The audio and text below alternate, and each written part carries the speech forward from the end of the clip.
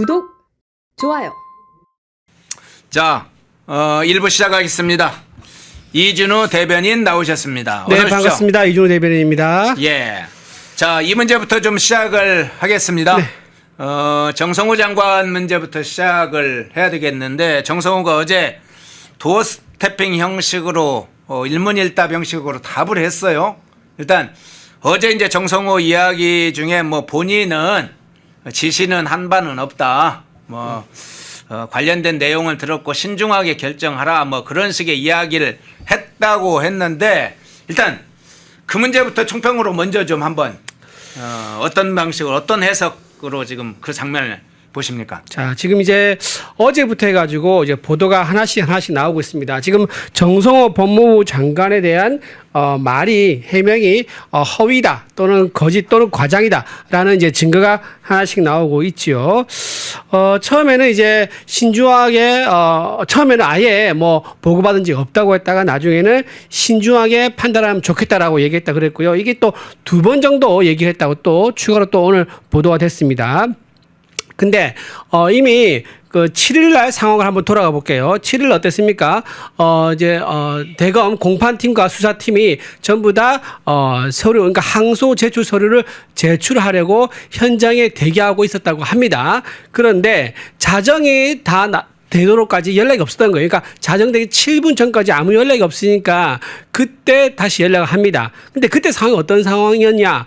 정진우 서울중앙지검장이 항소하라고 결재까지 한 상태였어요. 근데 제출 마감 7분 전까지 연락이 없다 보니까 다시 연락했고, 연락하니까 그제서야 야, 제출하지 마 라고 했다는 겁니다. 근데 왜 입장이 바뀌었을까요? 모든 것이 전부 다 안에서 결제가 완료돼 가지고 문서만 내면, 서류만 내면 끝나는데 왜 갑자기 이렇게 상황이 급박하게 바뀌었을까요? 이거는 2가지 이유로 설명할 수 있습니다. 첫 번째, 바로 정성호 법무부 장관이 한 얘기입니다. 뭐라고 했죠? 신중하게 하라고 한 거예요. 즉 아무 말 하지 않으면요 자동적으로 문서를 제출하게 되어 있습니다. 그리고 법무부 장관이 이렇게 구체적인 사건에 대해서 개입하는 거, 이것도 위법적인 절차에 문제가 있을 수 있습니다. 왜냐하면은 구체적인 사건에 대해서 만약에 의견을 낸다 그러면 이거 검찰총장을 통해서만 해야 되는데, 그때 검찰총장한테 문서로 하게 되어 있습니다. 근데 지금 문서로 하지 않았던 거 아니겠습니까? 말로만 했다는 거고요. 이거 하나 절차상 문제가 있고, 또 하나 위원회 의견을 거쳐야 되는데 위원회 의견을 거치지 않았습니다. 이것도 문제가 있는 거고요. 자, 2번째, 또 노만석 이제 검찰총장 대행이 뭐라고 얘기했느냐? 용산과 법무부 관계를 고려했다라고 했습니다. 자, 용산이라 하면 지금 뭘 의미하겠습니까? 민정 라인이 딱 떠오르죠. 왜냐하면 민정 라인이 법무부랑 늘 소통을, 하루에도 몇 번씩 통화를 하고 보고를 하고 보고서를 주고 받습니다. 자, 민정 라인이 떠오르는데, 민정 라인이 지금 어떻습니까? 본국 민정수석실 밑에 비서관이 4명 있는데 4명 중에 3명이 이재명 변호인 출신입니다. 그러니까 대장동 사건이라든가 쌍발 사건 같은 변호인 출신이 앉아 있습니다. 자, 민정 라인에서 직접 이 항소 포기를 지휘했을 가능성이 있고요. 또 거슬러 올라가면 누가 있죠? 이재명 대통령이 직접 했을 수도 있는 거죠. 왜냐하면 민정한테 보고를 받고, 야, 그건 내 사건 아니야. 야, 그거는 항소 포기해. 그래서 일단 이제 대장동 일당이 챙긴 수익금을 나중에 내가 대통령직 끝나고 나면 그거 나눠 가져야 돼 라고 하면서 그렇게 했을 수도 있는 겁니다. 그렇기 때문에 이거는 그냥 넘어갈 수 없는 일이라 생각이 들고요. 또 하나 숨겨진 윗선이 있을 수 있습니다. 바로 이제 이재명 정부와 함께 공동 정부를 운영하고 있다는 의혹까지 받고 있는 바로 김현지 실장입니다. 김현지 실장이 여기 직접 개입해가지고 또 의견을 줘가지고 항소 포기를 하게 하지 않았을까? 왜냐하면 지난번 장관 후보자에 대해서도 전화해가지고 내려오세요라고 했었지 않습니까? 뒤에서 막강한 실력을 행사하고 있는 사람이기 때문에 김현지 실장의 가능성도 있는 거죠. 그렇기 때문에 그건 공수처에서 수사를 해야 된다 말이 생각이 들고요. 또 이재명 대통령이 만약에 직접 항소 포기에 대해서 지시를 했다 그러면 이거는 직권 남용이자 탄핵 사유가 된다라고 말씀도 드립니다. 자, 그리고 또 하나 노만석 이제 대행이 법무부를 얘기했거든요. 법무부와 관계를 고려한다. 법무부는 누굽니까? 법무부 지금 장관밖에 없습니다. 네. 정성호 법무부 장관이 평상시에 늘 했던 얘기가 바로 이재명 대통령 무죄라는 거였습니다. 그랬죠. 공소 취하까지도 아예 얘기했잖아요. 그렇죠. 공소 취소까지도 얘기했을 정도니까는 법무부 장관의 지시를 받았다고 노만석 대행이 사실 자백과 다름없습니다. 따라서 이렇게 항소 포기를 하게 된 배경에는 윗선의 수많은 압력과 외압이 있었다는 것을 하루 만에 하루 정도 지났죠. 하루 정도 지나가지고 전부 다 낱낱이 지금 드러나고 있는 상황이다 말씀드립니다. 예. 자, 정성호 발언에 대해서 좀 조목조목 몇 가지를 좀 쟁점별로 살펴볼 필요가 있는데 지금 앞서서 이제 우리 이준호 대변인께서 정성호의 발언 항소는 신중히 판단하였지 지시는 안 했다 부분에 관해서 어떤 문제인지 예를 들면 수사를 지휘하려면 지휘권의 행사를 할 때 필요한 조치가 무엇인지 구도는 안 된다. 서류로 정확히 검찰총장 대행에게 전달해야 된다부터 자세하게 이제 분석을 해주셨는데 자 다른 장면을 한번 볼게요. 정성호가 기자들에게 이렇게 물었어요. 기자들이 이렇게 일단 물었습니다. 기자들이 이 대통령의 재판 부담을 줄이기 위해서 검찰에서 항소를 포기하도록 한 거 아니냐? 검찰이 항소를 한 거 아니냐? 이렇게 지적하는 질문을 하자 정성호가 뭐라고 답을 했냐면 이 사건과 그러니까 대장동 이 민간인 개발비리 민간업자들 사건이죠. 이 사건과 이 대통령이 무슨 관련이 있냐? 대장동 개발비리 민간업자 재판과 이재명의 그 사건과 재판과 관련이 없습니까? 거의 무지의 극진가요 아니면 어떻게 이런 발언을 할 수 있죠? 그 이제 최민희 의원이 했던 양자역학 있지 않습니까? 양자역학 수준이에요? 양자역학 이론에 따르면요, 서로 다른 평양의 이론이 있습니다. 다른 세계가 또 있는 거죠. 예. 그러니까 지금 정성호 법무부 장관 얘기하는 거 보면요, 이재명 대통령의 무죄인 세계가 있는 거고요. 지금 현재는 우리가 국민들 대다수가 살고 있는 세상은 이재명 대통령의 유죄인 세상인 겁니다. 혼자 평양 이론에 따라서 다른 세상에 살고 있는 그런 주장을 하고 있다라고 말씀을 또 드리고요. 네. 자, 그 김만배 씨가 뭐라고 했습니까? 그분 거라고 얘기했습니다. 대장동 수익의 상당한 그분. 그분이 누굽니까? 이미 다 많은 국민들 알고 있지 않습니까? 언론도 보도를 그렇게 했고요. 바로 이재명 대통령 수밖에 없다라고 얘기를 합니다. 이재명 당시 성남시장이란 얘기죠. 그리고 대장동 판결문에 이재명 대통령 이름이 무려 401번 나옵니다. 그 제가 판결문 좀 봤거든요. 판결문 보면 전부 다 영어로 이니셜로 되어 있습니다. KZ라는 인물 나와요. KZ, KG. 근데 거기에 KG가 바로 이재명이에요. 근데 그걸 지금 싹 검색해보면 401번 등장합니다. 자, 그러면서 뭐라고 하냐. 재판부는요, 이거는 성남시 수뇌부가 한 거라고 얘기합니다. 그러면서 KG를 얘기를 하죠. 자, 그렇다면 이 판결문의 주인공은 누굽니까? 바로 이제 대장동 일당보다는 이재명 대통령의 가능성이 더 많다라는 얘기인 거죠. 근데 어떻게 이 사건이 이재명 대통령과 관련이 없다고 말할 수 있습니까? 김만배가 자백을 했었었고 판결문에 KG라는 이니셜로 해가지고 이재명 대통령이 401번 나왔습니다. 그리고 또 불법 대북 송금 사건 거기에는 이재명 대통령이 104번 나옵니다. 온갖 판결문에 수백 번의 이름이 등장하는 그 사람이 관련이 없다고 얘기한 거. 이거야말로 정말 혼자 환상 속에 살고 있는 분이라고 말씀드릴 수 있고요. 좀 애처롭습니다. 본인이 평소에 법무부 장관 되기 전에 주변에다 그 얘기를 많이 했다고 그러더라고요. 이재명 대통령의 죄를 없애는 방법은 그죠. 이제 면소 처리, 그러니까 항소를 포기하는 거, 그러니까 공소 취소, 공소 취하가 가장 깔끔하다. 재판 중지로는 불안하다는 거예요. 재판 중지는 말 그대로 중지된 거라서 언제든지 제기될 수 있기 때문에 제기되면은 유죄 나갈 가능성이 거의 99%입니다. 따라서 아예 공소를 취소해가지고 이재명 대통령의 사법리스크 아예 근원적으로 없애는 방법을 구체적으로 주변에 설파하고 다녔던 사람이 바로 정성호 법무부 장관입니다. 그렇죠. 그렇기 때문에 지금 현재는 법무부 장관으로서 법무행정의 권력을 가지고 있지 않습니까? 그거를 실행하려는 그런 의지가 있는 분이기 때문에 지금 이렇게 말하는 것은 이건 법무부 장관이 아니라 이재명 대통령의 변호인으로서 할 법한 얘기다. 아직까지 자기가 마치 이재명 대통령의 변호인 것처럼 얘기한 것은 굉장히 법무부 장관으로서 자격이 없다. 법무부 장관 사퇴해야 된다. 그런 내용의 발언이라고 생각합니다. 예. 자, 검찰의 항소 포기, 대장동 이 항소 포기가 다른 사건에 관련된 다른 사건이겠죠. 관련된 다른 사건에 미칠 영향도 좀 한번 살펴봐야 됩니다. 자, 대장동 민간업자들이 이미 공범으로 기소된 이 사건에서 1심 판결은 먼저 났고, 자, 별도의 대장동 관련된 재판이 있죠. 이재명과 정진상이 피의자로 돼 있는 사건. 이재명은 물론 재판이 지금 중지가 돼 있는 상태입니다. 정진상도 재판이 중지돼 있냐? 그렇지 않습니다. 정진상은 재판이 진행대 중이고 11월에 지금 재판이 이번 달에도 지금 재판이 진행될 예정인데, 자 그러면 뭐 이재명 어차피 이 한 몸이니까요. 이재명이나 정진상이나 한 몸이니까 관련된 어떤 재판의 성격을 알 수 있는데, 이 정진상이 지금 묶여 있는 이 재판에 미칠 영향, 민간업자들의 이 사건 재판이 미칠 영향 어떤 차원에서 보십니까? 자, 이게 지금 유동규 씨 재판을 잘 봐야 됩니다. 유동규 예. 씨가 김만배한테 5억을 받았습니다. 예. 5억을 받았고 이제 428억을 약속받은 것은 뇌물이다라고 이제 기소했는데, 이게 재판부가 아니라고, 뇌물이 아니라고 이제 판단한 겁니다. 그러면서 뭐라고 했느냐? 그 이유가 이제 부정한 범죄 수익금을 나누는 것이지, 나누는 거기 때문에 이거는 뇌물죄로 처벌할 수 없다라고 판단한 거예요. 예. 자, 이게 굉장히 정진상 사건과 유사합니다.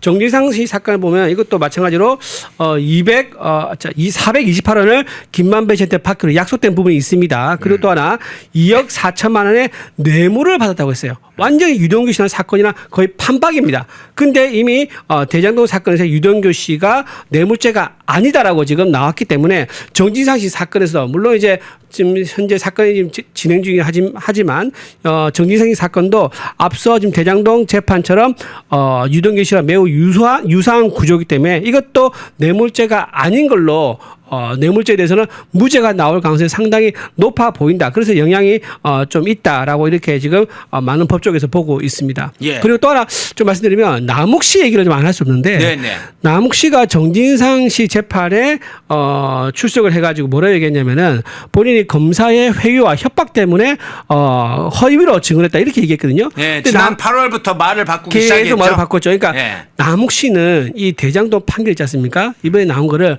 어느 정도 예측을 한 게 아닌가 싶은 이제 생각이 듭니다. 왜냐하면은 8월부터 말을 바꿨는데, 야야 남욱아 말을 바꿔도 돼. 왜냐하면 이번 대전도 나중에 1심 판결 나올 때 너 추징금은 다 지켜줄게 라는 그런 시그널이 들어간 게 아니라 그러면 말을 바꿀 동기가 전혀 없어요. 그리고 그 동기라는 게 너무너무 강력하지 않습니까? 자, 징역 4년인데 실제 지금 1년 살았습니다. 그러면 3년밖에 안 살아도 돼요. 그리고 특별 사면이 있습니다. 내후년에 그러면 2년이나 3년 살고 나오게 되면은 본인 추징금이 한 푼도 없기 때문에 한 1,000억 정도를 챙겨가는 거야? 천억을 입말 폭격 그대로 한단 말이에요. 네. 야, 그러니까 일반 국민 다 물어보세요. 한 3, 4년 감옥에 살면서 1,000억 준다 그러면 너 하겠느냐 하면 많은 국민들이 선뜻 아니요라고 대답 못할 것 같아요. 네. 아니 4년도 안 사는데 1,000억이 생긴다 그러면 무슨 1억도 많은 돈이고 10억도 많은 돈이고 100억은 엄청나게 많은 돈입니다. 근데 그거 10배 아닙니까? 1,000억을 준다는데 4년 정도 사는 거 그 충분히 감당할 수 되게 많을 거예요. 그렇기 때문에 정진상은요, 말을 바꿀 수 있는 강력한 동기가 있을 수밖에 없는 거예요. 그래서 정진상 재판에 나가서 검찰에 회유가 있었다라고 말을 뒤집은 게 아닌가 하는 그런 의심을 사고 있는 겁니다. 예. 국고로 환수되어야 될 남욱의 1,000억이 그대로 지금 인마이 포켓이 되나요? 김만배는 약 5,700억 정도가 된다고 그러죠.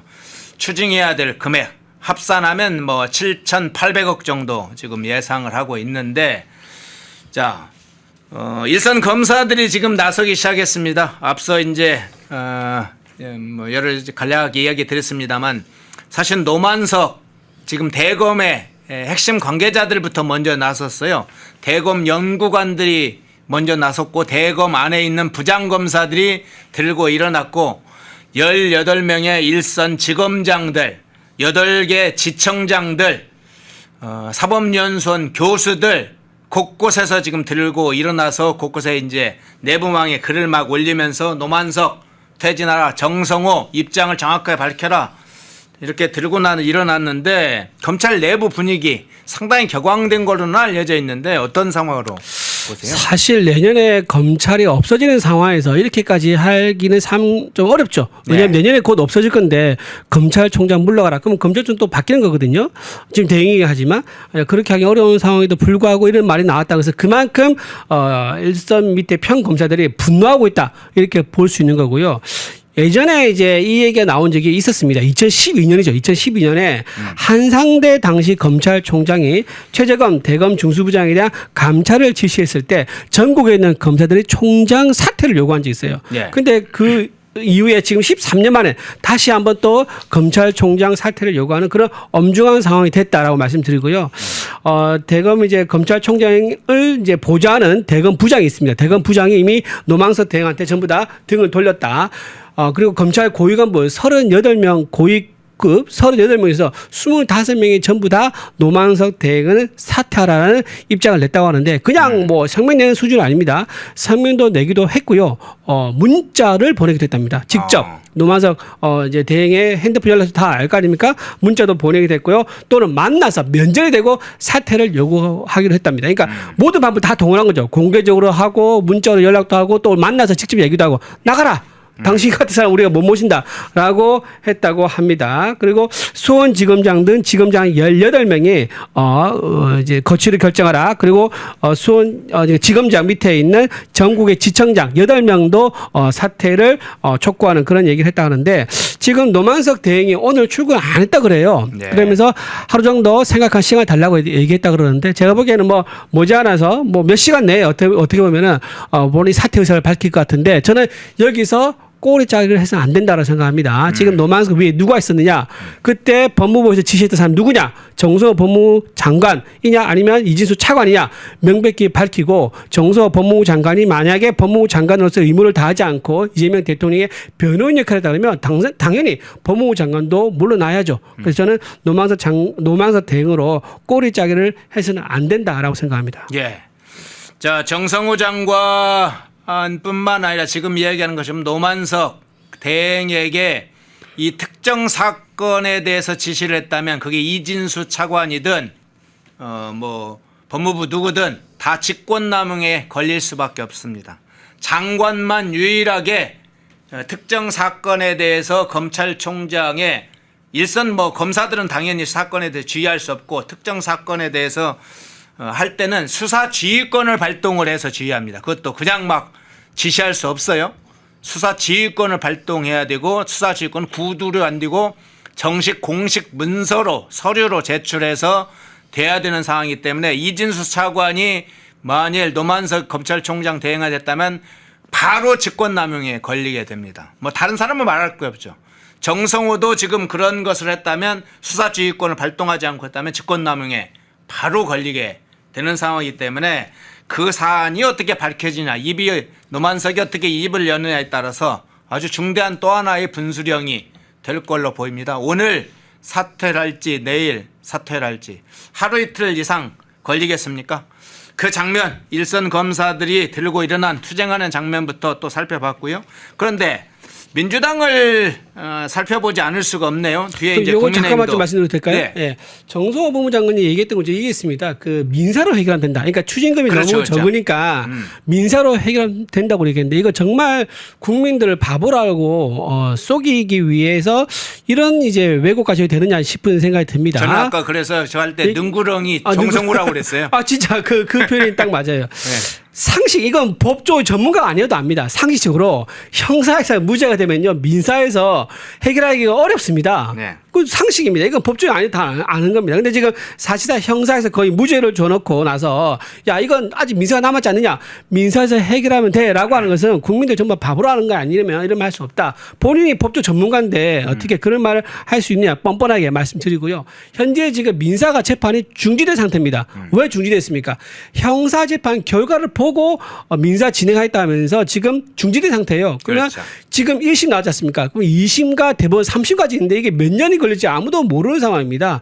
이런 상황에서 민사를 운운한 것은 본인에 대한 쏠려 있는 비판을 물타기 하기 위한 아주 유치한 거짓말이다. 라고 생각이 들어서 너무 그러니까 국민들이 7,800억을 어떻게 추징을 안 할 수가 있냐 국가 조직이 그렇죠. 그 비난이 막 쏟아지니까 민사에서 그걸 다 찾을 수 있어라고 그걸 얘기하지만 그러니까 민사에서 못 찾는다니까요. 못 찾는데 그거를 찾을 수 있어라고 본인이 말하고 그게 왜냐하면 실제로 몇 년 뒤 결과 나올 거 아닙니까? 네. 그때는 본인이 이미 자연으로 돌아와 있거나 그때 의원으로 돌아와 있기 때문에 지금 일단 법무부 장관으로서 급한 불만 끄자라고 해서 국민들을 완전히 속이는 거죠. 이건 정말 참 파렴치한 현행범이다. 저는 그런 생각합니다. 예. 자, 일선 검사들의 문제를 살펴봤고요. 민주당 문제로 한번 좀 가보겠습니다. 자, 대장동 민주당에서 일선 검사들이 항명을 하자 이제 쿠데타적 항명이라고 지금 이름을 붙였어요. 누가요? 민주당의 입장에서 밝혔습니다. 김병기 원내대표가 쿠데타적 항명이라는 이름을 밝혔는데 항명은 맞습니다. 그런데 그 항명이 어떤 항명인가를 따져봐야 돼요. 쿠데타는 아니죠. 뭘 했다고 쿠데타를 또 붙입니까? 항명은 맞습니다. 그런데 자, 이렇게 이야기를 했어요. 이제 민주당에서 대장동 대북송금 조작 기소에 대한 특검과 청문회를 추진하자라고 했어요. 그러니까 지금 아마 검사들 너희들이 조작 기소를 했으니까 너희들 좀 징벌을 해야 되겠다. 그래서 특검과 청문회를 하겠다. 이제 이런 입장인 것 같은데 하루 만에 바로 이제 태세 전환을 하는 상황인데 일종의 프레임 전환을 위한 어떤 방어적 공세인가요? 어떻게 보세요?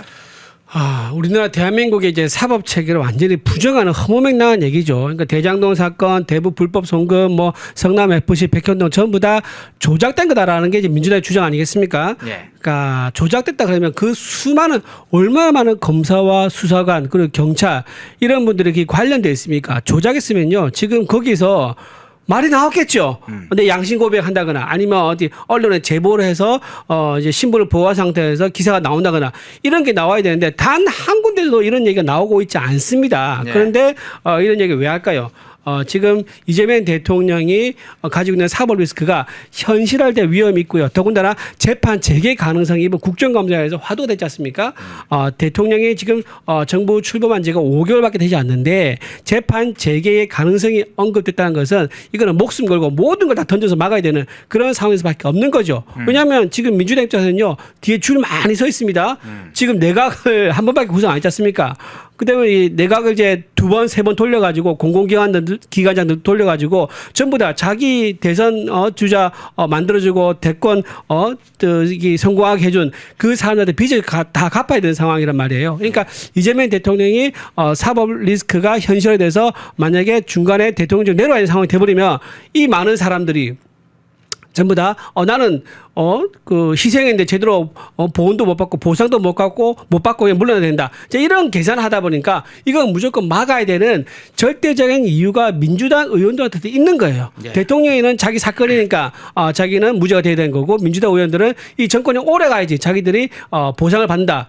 그런 계산이 서로 맞아 떨어진 거죠. 그러다 보니까 어떻게 실드를 치느냐 조작 기술하는 그런 황당한 얘기 아까 제가 얘기했지 않습니까? 정성호 법무부 장관이 살고 있는 환상 속의 세계 양자역학이 나오는 그 평행 이론의 세계 이재명 대통령의 무죄인 세상 그를 주장하면서 그 세계에서는 이게 조작 기수다라고 이제 허무맹랑한 주장하고 있는 거죠. 네. 자, 맞서는 장면도 한번 살펴보겠습니다. 나경원 의원 측에서 지금 어떻게 맞서는지 또 국민의힘이 어떻게 맞서고 있는지 살펴보겠는데요. 나경원 의원이 공적으로 국회 법사위에 제안을 했어요. 자, 민주당에서 정성호 장관을 그러면 불러라. 그 입장, 검찰의 항소 포기에 대해서 정부 차원에서 입장을 밝힐 수 있는 정성호 장관을 부르고 국민의힘은 그러면 대장동 수사 검사를 부르겠다. 그래서 양측에서 불러서 한번 진실을 밝혀보자면서 국회 법사위에 회의 소집을 제안을 했는데 일단 추미애 위원장이 민주당 전국 지역위원장 워크숍이 있으니까 일단은 받아들이지 않았고 오늘 오후에 회의는 일단 소집을 해놨다고 합니다. 어떤 안건이 어떻게 다뤄질지 모르겠는데 자, 이 장면에서 오늘 국회 법사위 회의는 오후에 할 걸로는 알려져 있는데 지금 나경원 의원이 제안한 것처럼 정성호 장관 그리고 대장동 수사 검사 또는 공판 검사 이러면서 불러서 사실관계 진실을 한번 노만석까지 불러야 되겠죠? 그 받아들일까요? 어떻게? 안 받아들이죠. 예. 안 받아들이니까 지금 추미애 위원장이 시간 벌기 용어를 해가지고 예. 전국 지역위원장 워크숍을 핑계로 이게 사실 이거 말해야 돼. 전국 지역위원장 워크숍하고 지금 법사위하고 무슨 상관입니까? 지금 우리나라 법치가 무너지고 삼권 분립이 훼손되고 있는 이런 상황에서 지역위원장 워크숍하고 비교할 수 있는 그런 이제 어떤 무게가 됩니까? 이건 말이 안 되죠. 국정문란에다가 헌정 질서를 지금 파괴하는 그런 사안에 대해서 논의를 하자고 하는데 그거를 기껏 해서 하는 말이 워크숍 때문에 못하겠다? 이거는 의도적으로 법사위 상임위를 지연시키려는 지연 전략에 불과하다라고 말씀 좀 드리고요. 네. 지금 이제 정성호 법무부 장관만 얘기했는데 정성호 법무부 장관 밑에 있는 그 보좌관도 갖춰야 됩니다. 그 정성호 조상호요? 조상호 장관 정책보좌관인데 네. 이 사람은 누구냐면요. 이 사람도 대장동 쌍방울 위증교사 사건, 그러니까 이재명 대통령 관련된 대장동 쌍방울 위증교사 사건에 변호인으로 참석한 사람이에요. 참여한 사람이에요. 그러니까 이 사람이 아마 상당히 중간 역할을 많이 했을 걸 의심이 되고 있습니다. 그리고 이 사람이 누구랑 얘기했느냐 그것도 따져봐야죠. 민정수석실에 있는 아까 제가 말씀드렸다시피 지금 민정수석실에 지금 3명의 비서관이 전부 다 이재명의 변호인 출신 아닙니까? 네네. 그 변호인 출신과 연락할 가능성이 많고 또 하나 지금 국회에도 이재명 변호인 출신이 상당히 많습니다. 국회에는 누가 있느냐? 박균택 의원 유명하죠. 박균택, 김기표, 이건태, 김동아 의원들이 전부 다 이재명 대통령의 변호인을 하다가 배지된 사람이에요. 자, 이렇게 원내에서 변호인 있죠. 법무부 장관실에 보좌관도 지금 변호인 출신이죠. 그리고 민정수석실에 3명의 비서관이 전부 다 변호인 출신입니다. 자, 이런 변호인 라인들이 곳곳에 주요 길목마다 있기 때문에 이 사람 다 불러가지고요. 그때 당시에 어떤 상황인가 이거를 증인 선서를 하게 한 다음에 얘기를 해야 돼요. 증인 선서를 만약 했는데 이게 허위로 얘기하게 되면 이거 아주 심각하게 처벌받습니다. 징역형 몇 년이 그냥 나와요. 이거는 이런 건 같은 경우. 그래서 증인 선서를 해서 법적으로 책임질 수 있는 아주 무거운 자리에 나와서 이제 그 본인 상황을 설명할 수 있도록 해야지 이 사건의 실체를 밝힐 수 있다. 따라서 나경원 의원이 법사위 소집 요구를 한 것은 아주 적절하다. 이걸 한치도 물러나지 않고 밀어붙여야 된다고 생각합니다. 예. 자, 장동혁 대표가 이 문제는 단순한 검찰 내부의 사건으로 보질 않고 있습니다. 지난 국무회의 때 당시부터 이재명이 발언, 즉 항소를 무작위적으로 하지 말아라. 이 발언부터 이미 예고된 상황이었다. 명백하게 자기 사건에 대해서 항소를 하지 못하도록 포기하도록 사실상 지시한 것은 이미 지난 국무회의 때부터 진행이 됐다. 이런 걸 적시하면서 명백한 직권남용이자 탄핵소추 사유가 된다. 방향을 명확하게 정했어요. 주진우 의원도 이제 구체적으로 이걸 좀 더 추가적으로 사실관계를 이야기를 해주고 있는데, 자, 국민의힘은 그 방향이 좀 잡힌 것 같네요. 예, 맞습니다. 지금 네. 이거는 이재명 대통령을 이제 본격적으로, 그러니까 이게 본진을 직접 타격하는 그런 방법으로 우리가 싸울 수밖에 없는 겁니다. 네. 지금 이 모든 이제 국정농단, 헌정질서 문란 사건의 핵심 원인은 이재명 대통령 본인 때문에 생기는 거거든요. 그렇기 때문에 이거는 이재명 대통령에 대한 얘기를 나올 수밖에 없는 거고요. 이건 직권남용이죠. 만약 이재명 대통령이 본인 사건이기 때문에 야, 항소 포기해봐봐. 나중에 그 수익금 내가 은퇴하면은 나중에 그거 같이 나눠 써야 돼. 라는 식으로 상상을 해가지고 만약 얘기한 거라 그러면 이거는 탄핵감이죠. 그냥 직권남용 넘어갈 게 아니라 탄핵감이라는 생각이 들고요. 저는 이게 탄핵이 사실은 탄핵 소추안을 이제 국민의힘에서 내지 않습니까? 이게 현실적으로는 민주당의 의석수가 많기 때문에 처리가 어렵더라도 그건 상관이 없습니다. 우리가 싸울 수 있는 건 싸워야죠. 탄핵안을 내가지고 국민들이 이재명 대통령이 무엇을 잘못하고 있는가를 알 수 있게 만들어야 됩니다. 이순신 장군이 13척의 배로 지금 수백 척의 배와 싸워서 결국은 승리지 않습니까? 우리가 의석수가 작다고 해가지고 지리짐작해가지고 야, 여기서 그냥 주저앉자. 여기서 어차피 해봐서 안 될 건데라고 하는 그런 나약한 마음을 가지고 있으면 우리 우파를 지지하는 국민들은 도대체 누구한테 기댈 수가 있겠습니까? 우리가 그 기대에 부응하기 위해서라도 아주 강하게 장동혁 대표가 말한 것처럼 탄핵 절차에 대해서는 굉장히 구체적으로 심사숙고해서 추진할 필요가 있다라고 생각이 들고요. 또 하나 아까 이재명 대통령이 이런 얘기 했다고 그럽니다. 뭐 기계적 항소를 하지 말라라고 얘기했다고 합니다. 예. 근데 이게 굉장히 잘못된 거예요. 왜냐하면 기계적 항소 어쨌든 하지 말라고 했는데 그게 적용된 게 자기 사건부터 지금 포함된 거죠. 네. 첫 번째 그 이유고요. 두 번째 이유는 뭐냐? 그 한국형사법무정책연구원이라는 곳이 있습니다. 그게 네. 거기서 올해 4월에 낸 자료가 있어요. 그 4월에 낸 자료에 따르면은 항소율이 있는데 항소율이 우리나라에서 항소율이 60%로 갑니다. 그러니까 검찰도 항소를 하고 피고인도 항소를 하는데 그 합해서 60%라는 거예요. 즉 다시 말해서 검찰도 그렇고 피고인도 그렇고 내가 한 번 더 재판을 받으면은 결과가 달라질 수 있을 것 같은데라는 기대감을 다 가진다는 얘기예요. 네. 그 양쪽 다 가진다는 얘기야. 그럼 그 피고인들이 가지는 항소는 왜 기계적 항소가 아닙니까? 피고인들이 하는 항소는 당연하고 자연스러운 항소이고 왜 검찰이 하는 항소만 기계적 항소라고 규정을 하는 거죠? 그 누가 무슨 자격으로 그 기준을 나눕니까? 말이 안 되는 거죠. 피고인도 나름 이유가 있어서 항소를 한 거고요. 검찰도 나름 이유가 있어서 항소를 한다라고 말씀드리고 이 근원적인 문제를 해결하기 위해서는 사법 시스템에 대한 신뢰를 회복한 거 이게 먼저돼야 되지. 사법 시스템에 대한 불신이 있는데 그걸 억누르고 그냥 야 항소하지 마라고 하면은 절대 문제가 해결되지 않고 계속 이 문제가 반복될 수밖에 없을 것이다. 그리고 기계적 항소라는 그 이재명 대통령의 지적은 허위라라는 말씀을 제가 좀 아울러 말씀드립니다. 예. 자, 뒤에 2부에 좀 원영석 변호사와 법정 문제 포함해서 보다 상세한 분석을 조금 하는 걸로 하고 1부에서는 우리 이준우 대변인하고 주로 핵심적으로 개략적인 문제를 중심으로 이야기를 먼저 해봤습니다. 자, 대장동 사건만 있는 건 아니니까 좀 다른 주제로 한번 넘어가 볼게요. 이 핵잠수함, 원자력 잠수함 문제가 중요한 또 현안으로 떠올랐는데 지금 진행되는 상황도 체크도 해보고 어디까지 가고 있는지 어떤 상황인지 한번 좀 살펴보겠습니다. 이 관세 협상으로 시작을 해서 이 안보 분야 관련해서 조인트 팩트시트가 이루어질 것이다. 이렇게 지금 그간의 여러 가지 논란 속에서도 진행이 됐는데 발표가 계속 늦어지고 있는데 산업통상부가 이렇게 얘기했어요. 현재로서는 언제 마무리될지 여부를 알 수 없는 상황이다. 이렇게 산업통상부 장관이 일단 밝혔습니다. 그런 취지로 이제 산업통상부 이야기를 했는데 그 부분이 지금 상황이나 산업통상부에서 밝힌 이 내용 어떻게 보십니까? 팩트시트가 이게 계속 말이 달라지고 있습니다. 네. 처음에는 이제 뭐 조만간 나올 거다라고 해서 뭐 며칠 내에 나올 것처럼 얘기했죠. 그리고 또 시간 지나니까 좀 시간 더 걸리겠다. 그리고 이번 주 말에 나오겠다라고 했는데 지금은 언제 나올지 알 수 없다라고 얘기까지 나오고 있습니다. 네.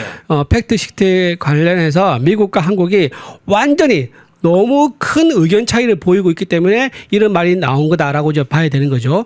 아주 작은 몇 개 안 되는 조항이라든가 몇 개 안 되는 몇 개 안 되고 또 금액 규모도 작다 그러면 이건 조만간 나온다라고 얘기를 계속 할 수 있을 겁니다. 근데 그러지 않고 알 수 없는 상황이 이렇다는 것은 완전히 입장이 다르다.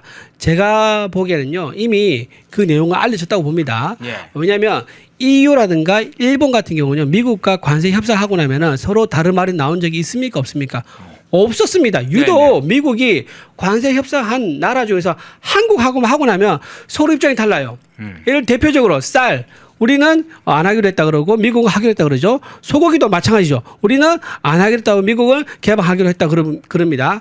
반도체 관세. 우리는 이제 대만과 유사한 수준으로 간다라고 했는데 미국은 아니 무슨 소리야. 반도체 관세는 우리 얘기한 적 없어라고 합니다. 심지어 뭐까지 나왔느냐. 엔비디아 GPU 26만 장 우리가 들어오기로 했다고 발표했었습니다. 근데 며칠 뒤 트럼프 대통령이 뭐라고 했습니까?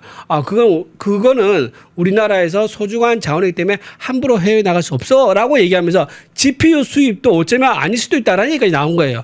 자, 이런 식으로 되니까는 이 팩트 시트가 우리가 그때 언론과 국민의힘에서 지적했던 것처럼 이면 계약이 있을 수 있다라고 우리가 계속 얘기를 하지 않습니까? 그 이면 계약이 팩트 시트로 확인될 수가 있는 거예요. 아마 그 두려움 때문에 지금 팩트 시트를 할 때 우리 측에서 야, 이걸 좀 다시 좀 봐주라. 우리 대통령 지지율이 이랬는데 이 50%선 지금 50 초반에서 왔다 갔다 하지 않습니까? 조금 오르기도 했지만 그게 무너져 앞자리 숫자가 4로 바뀌는 것만큼 막아야 돼라고 하면서 미국 측에다가 애걸 복구를 하면서 이제 협상을 공개되는 팩트 시트인 협상 내용에 대해서는 좀 사정을 봐달라면서 매달리고 있는 그런 상황이 아닌가. 그러니까 시간이 좀 당연히 걸릴 수밖에 없는 거죠. 이제 그런 상황이 아닌가 싶은 생각이 좀 듭니다. 예, 관세 협상이나 안보 분야의 내용이 어떻게 이제 협상이 타결되느냐 못지않게 중요한 건 정부라는 것은 우리도 통화를 이야기를 할 때, 금융을 이야기할 때 가장 핵심적 경제 시스템은 신뢰를 기반으로 해야 된다 얘기를. 그게 통화라는 것은 뭐 돈이라는 것도 지금은 뭐 금전을 가지고 하는 게 아니라 지폐도 아니고 뭐 전자거래를 하지 않습니까? 그 전자거래 아무것도 무형 형체가 없는 것을 왜 보내면서 서로 인정하느냐. 신뢰라는 걸 기반으로 하고 있으니까 그러죠. 국제 거래도 다 그런 신뢰에 기반한 통화 거래가 이루어지는 거죠. 그런데 자, 한미 간 이 팩트시트 발표 시점에 대해서 강훈식 비서실장, 김용법 정책실장 이런 자들이 뭐라고 했습니까? 이 대통령실 핵심 관계자들 그거 한번 띄워주시죠. 예. 자, 한미 팩트시트 일주일 넘게 깜깜인데 강훈식이 뭐라고 그랬냐면 저때가 11월 8일인가요? 뭐 이번 주 안 넘길 거라고 그랬어요. 10월 달부터 사실은 조만간 발표될 것이라고 이야기를 해왔습니다. 김용법은 11월 4일 또는 5일에 발표가 될 것이라는 것처럼 확정 날짜를 확정해서 발표한 적도 있었어요. 지금 뭐 거기에 앞서 얘기했던 강훈식 비서실장도 저렇게 11월 첫째 주에 이번 주에 아마 발표될 것이다 이렇게 이야기를 하고 있는데 실제로 산업통상부가 산업부가 이야기하는 것처럼 시점 이제 특정하기 어렵다는 상황까지 왔습니다. 그게 11월 10일 지금 어제입니다. 자, 양치기 소년이 뭐 한두 번이면 뭐 이 양치기 소년도 약만 치는구나 이렇게 생각하는데 약을 많이 치면 양치기 소년이 되는 상황입니다. 늑대 문제가 아니라 약을 많이 치는 것 같아요. 이제 정권 자체가 양치기 소년이 약치는 정권이 됐는데 정권의 이런 반복된 행태 이게 근본적으로 국가 시스템과 관련된 문제인데 어떻게 평가를 하세요? 대통령이 원래 거짓말을 잘하지 않습니까? 네. 옛날부터 뭐 거짓말 했다고 해가지고 토론회에서 거짓말 해가지고 기소되기도 했었었고요. 또 거짓말을 또 위증 교사를 또 해가지고 또 기소되기도 했었지 않습니까? 대통령이 그러니까 대통령실 일하는 사람들도 좀 대통령에 맞춰서 대통령 스타일 우리가 맞춰서 보좌를 해야 되겠죠. 그러다 보니까 가장 가까이 있는 김용범 정책실장이라든가 또는 비서실장 같은 분들이 계속 저렇게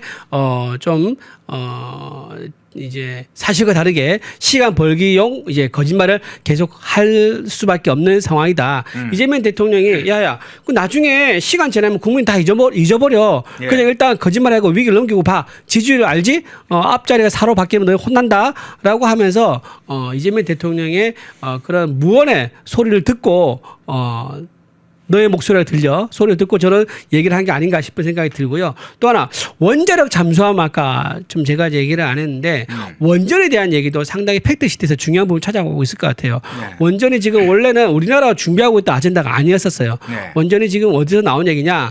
트럼프가 일본에 가서 다카이치 총리랑 이제 면담했는데 그때 회담에서 다카이치 총리가 원자력 잠수함에 대한 얘기를 합니다. 그래서 이제 트럼프 대통령이 거기에 대해서 긍정적인 반응을 했죠. 그걸 한국이 본 거예요. 보면서 야, 잘 됐다. 우리가 지금 에이펙 때 성과가 없을 것 같아서 지금 굉장히 불안한 상황인데 이거 하나 우리가 성과를 낸다 그러면 이거 좀 지지율 반전에 도움이 될 거다라고 판단한 것 같아요. 그러니까 뒤늦게 그래서 갑자기 원전 이제 잠수함 얘기를 하는 겁니다. 그리고 이 원전 잠수함 이재명 대통령은 본인의 성과라면서 굉장히 강조를 하지만 실제로는요. YS 때부터 쭉 이제 시작된 거죠. Y에서 처음 이 화두를 꺼냈고 그다음 DJ 정부 때 햇볕 정책 때문에 이게 빠그러졌다가 다시 또 살아나고 이런 우여곡절이 있었습니다. 그 결과 40년 넘는 원전 잠수함 건조에 대한 그런 노력이 쌓여서 어느 순간 이제 이걸 말할 수 있는 기회가 됐는데 지금 이제 우리가 말한 것은 처음에는 우리나라에서 만들고 연료만 이제 미국에 주입받는 식으로 그렇게 얘기를 했었습니다. 근데 미국 트럼프는 어떠냐? 필리 조선소 아예 만들어라고 하는 거예요. 근데 필리 조선소가 어떤 곳이냐면 상선만 만드는 곳이기 때문에 이거는 뭐 군함이라든가 잠수함을 만들 수 있는 곳이 아니에요. 그러면 필리 조선소를 잠수함 만들 수 있게 시설을 추가로 갖춰야 되지 않습니까? 그러면 이것만 해도 5년, 6년이 걸린단 말이에요. 거기에다가 잠수함까지 만들어야 되니까 잠수함 실제 완성되는데 10년 넘는 세월이 걸린다라는 이제 문제가 있는 거죠. 그러니까 거기에 대해서 정부를 부담을 가지는 겁니다. 인프라까지 필리 조선소에 다 만들어야 되죠. 10년 뒤에 원전 잠수함 이제 우리가 납품받는다고 하면은 그 기간 동안 이재명 대통령이 정권이 바뀔 가능성이 대단히 없죠.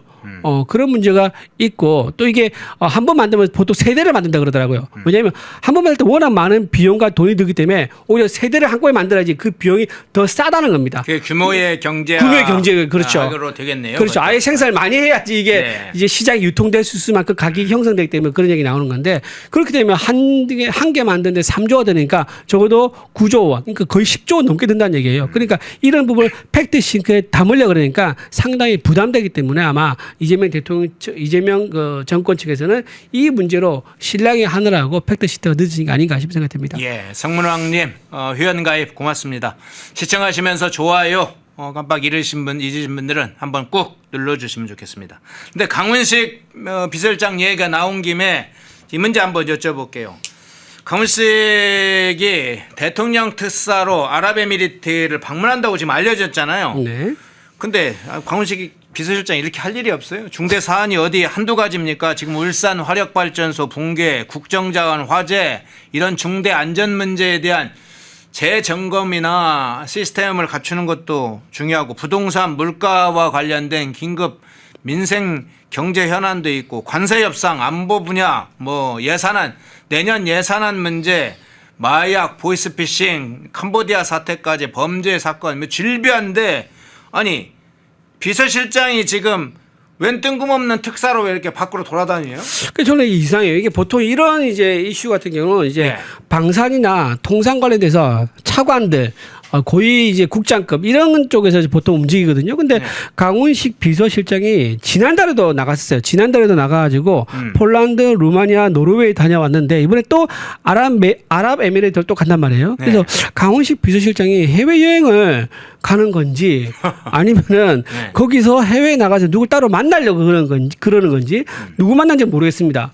뭐 우리나라가 세계 유일의 분단 국가니까요. 우리나라에서 만나기 어려운 사람이 있을 수 있지 않습니까? 네. 해외에 나가서만 볼 수 있는 사람들 네. 그런 사람 만나는 건지 저는 알 수는 없지만 지금 이렇게 방금 말씀드린 것처럼 한국에 이슈가 너무 많아요. 네. 울산에 화력발전소 지금 붕괴 사고도 있었었고요. 부동산 물가 뭐 관세 협상 안보 문제 마약 보이스피싱 이런 것도 있는데 이런 걸 제쳐두고 해외에 나가서 외유성으로 보이는 행보를 계속 보인다는 거 강훈수 비서실장이 뭔가 피하고 있든지 아니면은 뭔가 밖으로 드러내지 못할 무슨 만남을 위해서 나간다든지 둘 중에 하나가 아닐까. 저는 세 번째는 아닐 거라고 봐요. 세 번째는 뭐 해외 여행인 건데 설마 대통령 비서실장이 해외 여행 나가겠습니까? 그래서 저는 뭔가 좀 의심스럽다.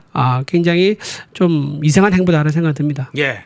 다시 한번 이제 관세 협상 문제로 돌아와서 좀 핵심적으로 그냥 간단하게 한두 가지 좀 잘 살펴보겠습니다. 자, 정부가 지금 트럼프 행정부와 지금 협상을 타결한 내용으로 지금 공개한 내용이 지금 연간 200억 달러를 매년 지금 현금 투자를 지금 현금을 주겠다는 거 아니에요? 현금 투자를 하겠다는 대미 투자 금액을 약속을 했습니다. 10년 정도 지금 예상을 하고 있는데 김용범은 그런 얘기했어요. 외환 보유고 약 4,200억 달러가 조금 넘는 외환 보유고는 손대지 않겠다. 주로 외화 자산, 다른 데 국채라든가 이런 투자했던 외화 자산에서 나오는 운용 수익을 가지고 이걸 좀 해결해 보겠다. 이런 이야기 했는데 매년 200억 달러 이걸 미국에 현금으로 주는 걸 이거 외화 자산 운용 수익으로 감당이 가능한지 일단 의문이고 첫째.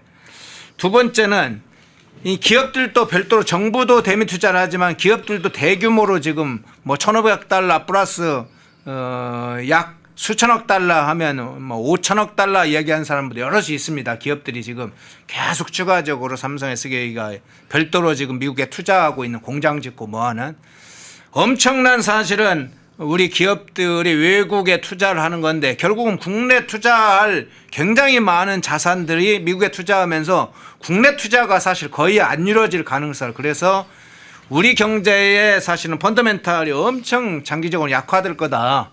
이런 이야기가 지금 쏟아져 나오고 있거든요. 어떻게 보세요? 지금 삼성, SK, 현대자동차가 이제 수백억에서 수천억 달러 이제 미국 투자 투자 규모를 발표했습니다. 네.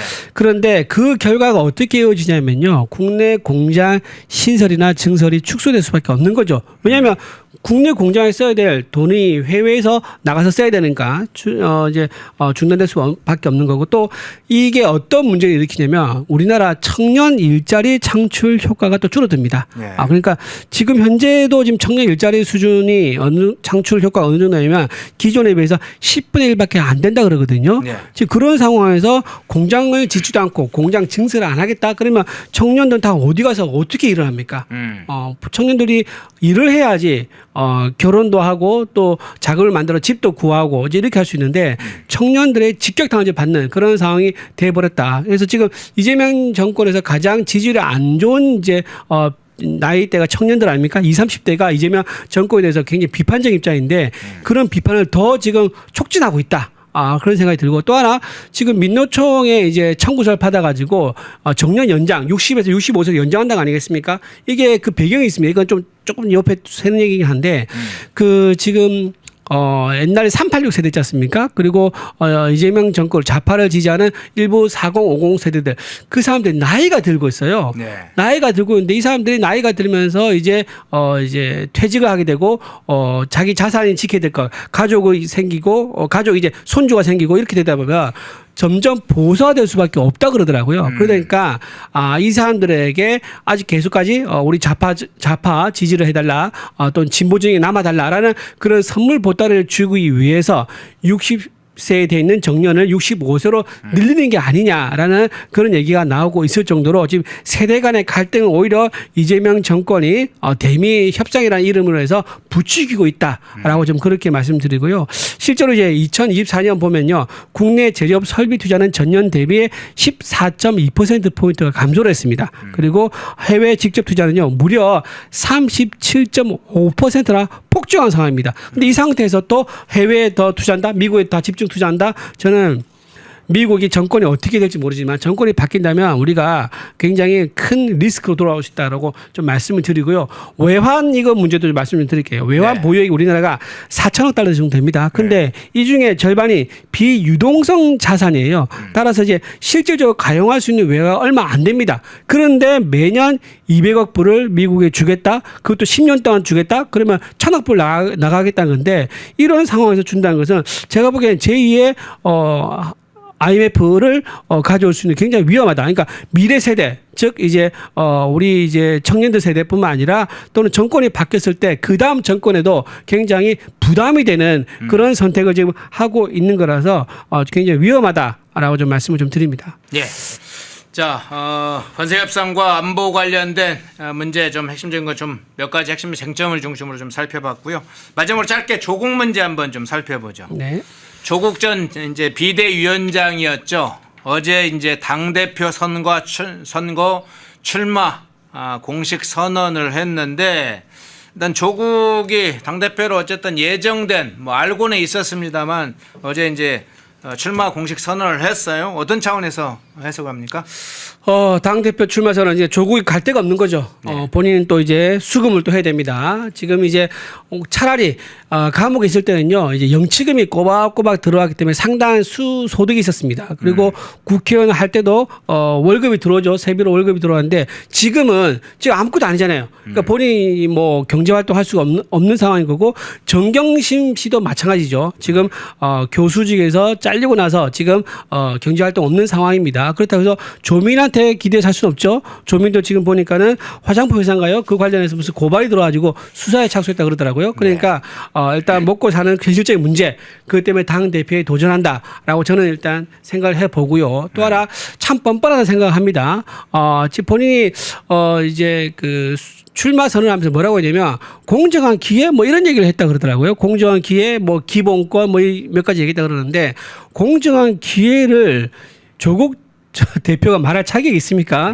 본인이 지금 자녀들 좋은 대학 보내기 위해서 두 자녀를 좋은 대학 보내기 위해서 본인이 직접 그리고 배우자도 직접 PC에서 서류를 조작해가지고 그 조작한 서류를 출력해서 제출해서 대학에 들어갔지 않습니까? 부정을 저질러서 입시 비리를 저지른 거죠. 네. 그랬던 사람이 공정한 기회를 출마 선언문의 핵심 키워드 중에 하나로 얘기했다는 자체가 참 뻔뻔하고 여전히 반성하지 않는다. 사람이 달라지지 않는다라는 말을 저는 믿지 않습니다. 달라질 수 있다고 생각하는데 조국 같은 경우는 전혀 달라질 기미가 보이지 않는다. 앞으로도 달라질 여지가 없다. 그런데 왜 지금 당대표를 하려고 그럴까요? 제가 보기에는 내년도에 조국 혁신당과 민주당과의 야합이 좀 계산되어 있는 것 같아요. 네. 내가 내년에 민주당에 도움을 주겠다. 너네가 원하는 곳에 후보를 내고 너 몰아주겠다. 그러니까 너네가 필요한 곳에 꼭 이겨야 되는 곳이라 그러면 우리가 후보를 안 낼 테니까 우리 같이 하자. 그러니까 합당했을 경우에 정청래 당대표한테 내가 이번 지방선거에서 너네 도와준 거 빚 있잖아. 그 얘기를 하고 싶은 것 같아요. 그러다 보니까 당대표로 나와서 지휘를 해야지 그게 협상이 가능한 거고요. 또 하나 지금 이제 문재인 전 대통령이 유튜브를 지금 한다고 했지 않습니까? 네네. 지금 조국 전 대표는 친문세로 분류되고 있습니다. 문재인 전 대통령이 왜 유튜브 활동한다고 그랬을까요? 지방선거를 앞두고 정치적 행보로 해석될 수밖에 없습니다. 친문 세력들 지분을 좀 챙겨달라 이 얘기 같아요. 그러니까 내가 유튜브에 나가서 방송을 하면서 친문 세력들 지원해주고 그 지원한 거를 너네 민주당한테 힘이 되게 해주겠다라고 하면서 대신에 우리 이제 친문 세력들 지금 이재명 정권에 있을 때 전부 다 비명 행사했는데 대신 이 사람들 공천을 좀 챙겨줘. 그러면 내가 너네 민주당을 위해서 열심히 유튜브 활동해서 도움을 줄게라고 하는 그런 계산이 깔려 있는 것 같아요. 그러니까 문재인 대통령 입장에서는 내년에 민주당의 지방선거를 도와주면서 그 대가로 친문 세력들 공천을 요구하는 것일 거고 그렇다 그러면은 그 가두 역할을 원내에 있는 누군가 해야 되는데 핵심적인 역할은 조국 혁신당 아니겠느냐. 그래서 친문의 적자로 할 수 있는 조국 원내대표 조국 씨가 당 대표로 돌아와야지만이 그게 가능하기 때문에 그런 구도 속에서 삼각이 움직이고 있는 행보에서 당 대표 출마 선언을 한 게 아닌가 싶은 생각이 듭니다. 예. 조국이 지금 이제 흡수 합당론은 뭐 없다. 뭐 이런 식으로 주장을 하지만 그것도 이제 사실은 어느 정도 염두에 두고 있다는 의미인 것 같은데 마지막 질문 이걸 드릴게요. 조국의 발언을 보면 대체로 이제 알맹이는 별로 없고 번지르한 또 번들한 말만 이제 성찬인 경우가 상당히 많은데 어제도 이제 그런 발언을 다시 한번 보게 됐어요. 자, 어제 조국이 뭐라고 얘기했냐면 과감한 혁신으로 국민의 신뢰를 회복하고 당의 위기를 돌파하겠다. 그래서 이제 뭐 필요한 용어, 과감한 혁신, 뭐 신뢰 회복, 당의 위기 돌파 이렇게 용어는 썼어요. 그러면서 이어집니다. 지금까지의 조국은 과거의 조국으로 남기고 다른 조국, 새로운 조국으로 국민과 다시 시작하겠다 이랬어요. 자, 과거의 조국이 있고 뭐 미래의 조국, 새로운 조국이 또 있다고 하네요. 그러면서 발표한 게 뭐냐? 검찰 사법개혁 완수, 차별금지법 제정, 내란 극우 세력 심판, 교섭단체 기준 뭐 정상화, 완화. 그러니까 이거 뭐 예전부터 그냥 레파토리처럼 막 돌렸다 이 얘기했던 거잖아요. 네. 새로운 조국이라는 거 어디서 단어를 찾을 만한 구체적인 제안도 하나도 없는데 이런 걸 보면서 아니 머리만 잘 쓰다듬는다고 조국이 되는 건 아닌데 머리 쓰다듬는 거 잘 아시잖아요. 예, 그렇죠. 조국의 정치 스타일 한번 총평을 해주시죠. 예, 제 책 제목이기도 합니다. 예. 그는 그날 머리를 쓸어넘기지 않았다 그랬는데 예. 본인이 이제 관련됐던 이제 위선이라든가 이런 부분들이 이제 증거 나오기 전까지는 부인을 합니다. 증거 예. 나오면 이제 침묵을 하죠. 그랬던 패턴이 여기도 나타난다 싶은 생각이 들고 지금 조국 대표가 얘기하고 있는 것은 전부 다 모순 덩어리입니다. 그래서 이런 얘기들이 제가 보기엔 오래된 미래를 얘기하고 있다. 이렇게 말할 수 있을 것 같아요. 이게 모순된 얘기 아닙니까? 미래인데 오래된 미래라는 게 가능하지 않지 않습니까? 근데 지금 조국 대표가 얘기한 것은 새로운 걸 낼 수가 없는 거예요. 근데 조국이니까 할 수 있는 거죠. 뻔뻔하게 새로운 아젠다인 것처럼 과거에 했던 얘기를 그대로 컨트롤 C, 컨트롤 V 해가지고 얘기를 하고 있는 것이 마치 오래된 빛바랜 미래를 얘기하고 있는 것 같다. 그래서 과연 국민들이 조국 전 대표에 대해서 얼마나 마음을 열어줄지 본인은 모르고 있지만 우리는 다 알고 있다는 말씀드리고 또 하나 조국 이제 당 대표가 돌아오면서 이런 얘기가 나와요. 뭐라고 했냐면은 그 부산에 이제 보궐 생기면 출마할 가능성이 있다라고 얘기를 일부 하는 사람도 있습니다. 예를 들면 이제 전재수 의원이 부산시장에 전재수 의원 말고 저기 이제 이제 전재수의 자리죠. 전재수의 자리. 전재수 맞아. 장관이. 예. 네, 전재수 해수부 자리에 장관. 지금 해수부 장관 그 자리에 네. 이제 비어 있지 않습니까? 네, 네. 그 자리에 보궐선거에 보궐선거에 보궐선거에 전재수 장관이 이제 거기 나간다고 이제 부산시장 나간다고 하면서 보궐선거이 되면 본인이 그 자리에 이제 출마하겠다. 그 대신 민주당에서는 후보를 안 내야 되죠. 그게 가능성이 있는 거죠. 네. 그래서 당 대표 나간 이유가 내가 너네를 확실하게 도와줄 테니까 내가 만약에 부산에 있는 보궐선거에 나가게 되면 거기에 민주당 후보를 내지 마. 그런 이제 계산도 깔려 있는 것 같아요. 그런 계산 속에서 지금 이제 행보를 하고 있는 게 아닌가 싶은 생각이 드는데 부산 시민들이 그렇게 호락호락하지가 않습니다. 본인은 자기가 정치 고향, 마음의 고향에 얘기하는데 실제로는 본인 딱 청년, 그러니까 태어나서 고등학교 때까지만 부산이고 그 나머지 이후에 그 20년 세월보다 지금 2배 정도의 더 긴 세월을 서울에서만 보낸 사람이 지금 조국 전 대표입니다. 근데 무슨 부산에 와서 고향에 계신 여러분들 저 좀 잘 봐주이소라고 하는 게 그 말이나 되겠습니까? 좀 헛된 꿈 좀 깨라라고 말씀드리고 싶습니다. 네. 새로운 조국이 결국은 그거군요. 만일 부산에 간다면 연고 찾아가는 게 새로운 조국이겠군요. 미래의 조국이라는 게 결국 자기 학벌이나 연고 찾아가는 수준이 그 정도였다면 새로운 조국이라는 게 원래 있을 수가 없죠. 없던 건 만들어내고 애쓰네요.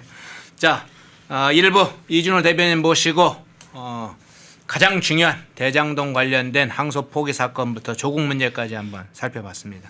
이준호 대변인이었습니다. 고맙습니다. 네, 고맙습니다. 펜앤마이크에서 추천하는 영상도 보고 가세요. 다른 영상도 즐기시려면 구독 버튼을 꼭 눌러주세요.